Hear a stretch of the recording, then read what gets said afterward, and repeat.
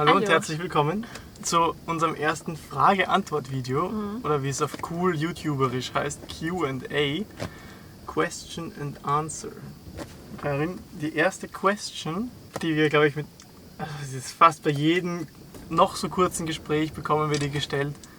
Was hat euch am besten gefallen? Ja, es ist schwierig. Meistens sagen wir dann Schweden, weil die Farm einfach so ein schönes Erlebnis war und auch so einfach überraschend. Also wir hätten nie damit gerechnet, dass sowas kommt auf der Reise.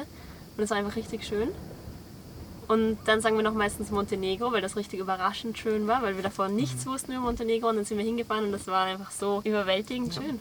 Und ja, Marokko war unglaublich schön. Also Wüste fahren mit dem Defender, das hat uns richtig gut getaugt. Aber ich glaube auch ohne Defender ist Marokko wirklich eine Reise wert. Fast eine ähnliche Frage, aber welcher Schlafplatz war am schönsten? Camasunary? Zählt das? Wo wir dann in die Hütte eingeladen worden sind, in dieses kleine Häuschen in Schottland. Das war sehr schön, aber es war nicht mit dem Defender richtig. Nicht im Defender geschlafen, Ja. Das stimmt. Es gab so viel. Wirklich schwer zu sagen. Ja, ich glaube, als wir in der Türkei oben waren und den Ausblick auf Bodrum hatten, das fand ich schön. In Marokko jeder einzelne Schlafplatz. Oh, einmal in Schweden. Da hatten wir so eine ganz große Fläche. Kannst du dich erinnern? Die Nacht vor Ölmeberg. Und sind wir in den Wald hineingefahren, da war so ein Weg. Ja, und da war so stimmt. eine ganz große Ebene. Ja, Das war richtig schön. Ja. Mit diesem Spalten im Felsen. Genau. Ja, gut. Aber so richtig festlegen kann man es nicht. Was ist so circa euer Schnitt? Campingplatz, freistehen, so der Durchschnitt? Also ich glaube, dass wir uns ein bisschen überschätzen. Also ich glaube, dass wenn wir uns jetzt eine Zahl festlegen würden, dann würden wir, glaube ich, sagen, dass wir öfter freistehen, als wir tatsächlich freistehen. Aber wahrscheinlich so einmal die Woche Campingplatz, um Wasser aufzufüllen, Strom aufzufüllen, zu duschen. Also ich glaube auch zwischen so Mitte September bis Dezember sowas haben wir, glaube ich, mehr Unterkünfte als Campingplätze verwendet, weil dort, wo wir waren, halt stimmt. fast keine Campingplätze waren bzw. offen hatten. Also in meiner Erinnerung ist es so, dass wir gleich viele Nächte in Unterkünften verbracht haben wie auf Campingplätzen. Musst aber Ölmeberg dazu rechnen, 21 Tage. Das stimmt wahrscheinlich. Aber sonst, das ist auch so noch so eine kleine Vorschau auf ein anderes Video, dass das einfach etwas ist, was uns auf den Campingplatz zieht, ist, wir brauchen Wasser, wir brauchen Strom und manchmal, wenn es kalt ist, eine warme Dusche. Aber mit der Standheizung ist es nicht so wichtig, weil wenn man ein warmes Zelt hat, dann kann man auch kalt duschen und sich dann ins warme Zelt legen und in die Decke einkuscheln und das passt wieder. Aber Wasser und Strom ist wirklich das, was uns limitiert und das wollen wir auch ändern für die nächste Reise. Genau. Nächste Frage ist, wer macht was bei euch?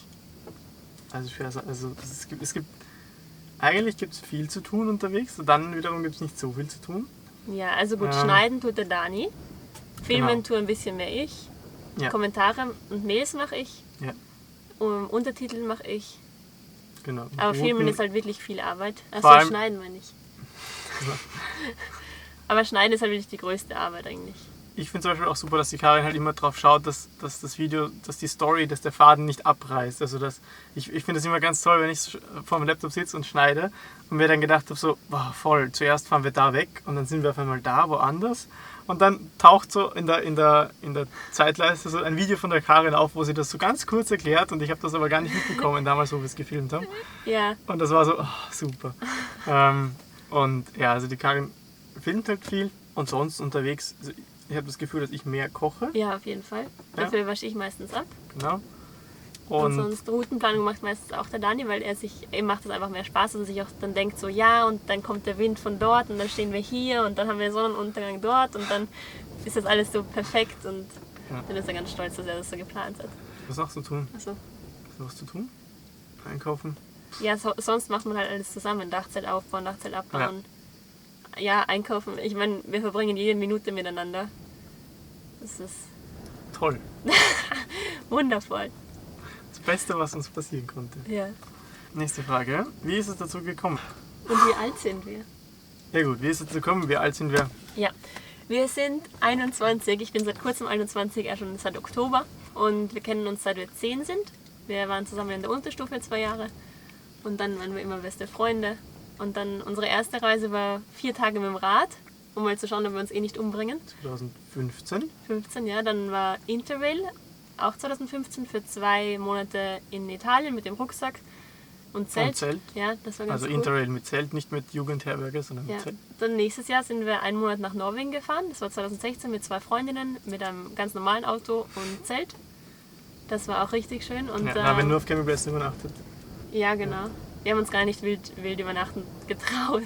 Da hatten wir aber nur 4 Wochen Zeit und da haben wir uns gedacht, ja, es ist eigentlich schade, dass wir schon wieder zurück müssen und in die Aber Schule müssen und ich so find- weiter. Ich habe es ein bisschen anders in Erinnerung.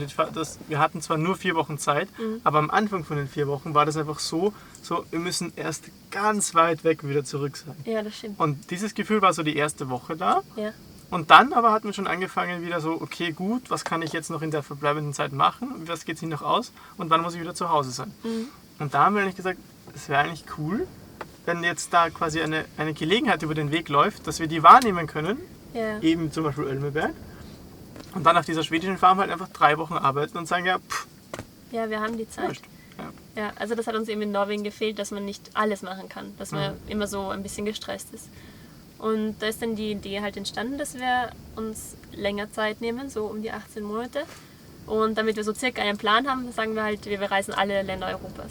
Also es ging uns nicht wirklich darum, also am Anfang schon ein bisschen, aber mittlerweile sehe ich das mit ein bisschen mehr Abstand, dass es eigentlich egal ist, die Länder zu bereisen, weil ich meine, wenn wir sagen, dass wir Holland bereist haben, fühlt sich das immer so lügnerisch an und so schlecht. Nein, haben wir nicht. Weil ich glaube, das war das Dreiländereck, wo wir haben nicht mal einen Fuß auf holländischem Boden Ja. gesetzt. Ja, und auch einige andere Länder sind wir quasi nur durchgefahren, damit wir die Flagge aufkleben Also es war können. einfach so, um ein bisschen Struktur zu bekommen. Genau, ja. Also wenn man wegfährt, und es ist vor allem länger, dann ist es halt schwierig, kein Ziel zu haben. Weil ich meine, wenn man zum Beispiel sagt, man fährt die Seidenstraße, ist das Ziel, irgendwann mal in China zu sein zum Beispiel. Aber wenn man halt in Europa einen Kreis fahren möchte, ist es halt schwierig, ein Ziel zu haben. Und deswegen war das halt so als Anhaltspunkt ganz nett. Und es Ja. ist auch irgendwie so ein nettes Gimmick, dass man sagen kann, ja, wir haben alle Ja. Länder Europas bereist. Und was Passt. dazu passt, ist, wie viele Länder habt ihr denn jetzt wirklich bereist? 1, 2, 3, 4, 5, 6, 7, 8, 9, 10, 11, 12, 13, 14, 15, 16, 17, 18, 19, 20, 21, 22, 23, 24, 25, 26, 27, 28, 29, 30, 31, 32, 33, 34, 35, 36, 37, 38, 40. Genau, 40! Ja. Welches fehlt? Ich glaube, fehlen? Ja. Russland, Weißrussland, Monaco, Vatikan, San Marino, Malta? Malta. Dazu Na ja. gekommen? Ja. Also wir waren eben in Norwegen. Da hatten wir noch ein Wie sind Jahr wir überhaupt abgedriftet? wegen der Struktur. Ich weiß auch nicht. Keine Ahnung. Nach Norwegen hatten wir eben dann noch ein Jahr Schule. Das wollten wir natürlich fertig machen. Und dann in Österreich muss man noch zum Bundesheer oder zum Zivildienst gehen. Da war der Dani bei den Johannitern. Das hat ihm sehr gut gefallen. Das war Und so schön.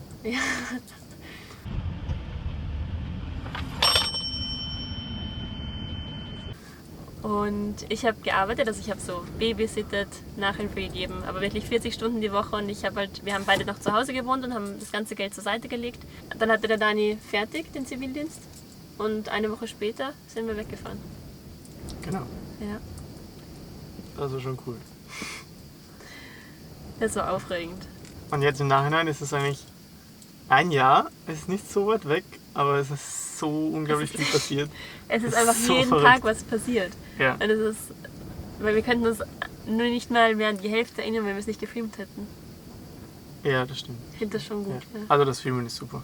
Manchmal hört man das halt, dass Leute glauben, dass wir jetzt so ein Jahr Urlaub hatten Das ist und halt gar nicht. dass wir halt quasi jetzt wieder arbeiten. So. Und es ist halt schon, dass wir Urlaub hatten, aber durch das YouTube eben und gerade den Schnitt von 2-mal die Woche haben wir schon recht viel auch gearbeitet, unter Ja, Anführungszeichen. aber ich glaube, was die Leute eben auch glauben, wenn zum Beispiel, ja, wenn ich 2 Wochen bei Minusgraden zelte, dann schaffe ich das auch. Ja, stimmt. Und das ist es halt bei uns. Es ist halt nicht die 2 Wochen, die man Genau. durchdruckt und jeden Tag wandern geht, sondern es ist halt unser Alltag. Und da will man halt auch Komfort haben und da will man auch eine Standheizung haben. Und Das hat die Karin sehr getroffen, dass jemand kommentiert Ja, hat, so, wirklich. ja bitte, was brauchst du denn eine Standheizung unbedingt? Früher, wie ich in den 60er Jahren noch selten war, jeder, da haben wir wie er das will. durchgestanden. Und wir sind ja. halt nicht die härtesten. Naja, ja. Seid ihr zusammen? Das ist eine Frage, die habe ich schon lange nicht mehr gelesen eigentlich, aber früher wurde sie sehr, sehr oft Das gefragt. stimmt, ja. Und ja,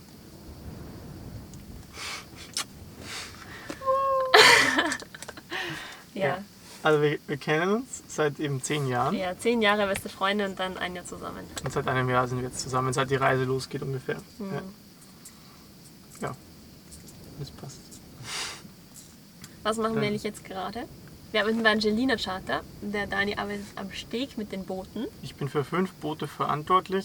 Das heißt, ich mache die Check-ins, ich mache etwaige Reparaturen, die ich mir selber zutraue. Und ein Boot ist jetzt nicht so was viel anderes als ein Wohnmobil am Wasser. Die Arbeit macht mir wirklich sehr viel Spaß, weil man ist einfach so frei in seiner eigenen Gestaltung. Also wenn mir ein Kunde zurückkommt und sagt, das ist kaputt und ich kann das selber beheben, dann muss ich zu niemandem gehen, um die Erlaubnis zu fragen. Ich kann alle Werkzeuge verwenden in der Werkstatt. Das Wichtige ist, dass es danach gut ist fürs nächste Wochenende. Und das ist halt schon wirklich super, weil man kann sich quasi ein bisschen austoben machen. Das ist super. Ich lerne noch sehr viel by doing this job. Ja, und Karin ist im Büro. Genau, ja, also es wird immer wochenweise ausgebockt. Am Samstag bockt man sich das Boot aus und Freitag gibt man es wieder zurück. Und dann muss man alle Sachen kopieren und unterschreiben und sowas. Und dann kommen die Leute und sagen, ja, ich habe keine Kaffeemaschine an Bord, bitte können Sie mir nicht dann besorgen. Und ja, also schauen, dass die Leute zufrieden sind und glücklich und eine sehr schöne Woche haben. Das machen wir jetzt bis Ende September. Und Ende September übrigens, Van Days. Van Days, ja. Dann, ab Oktober, sind wir wieder im schönen Wien.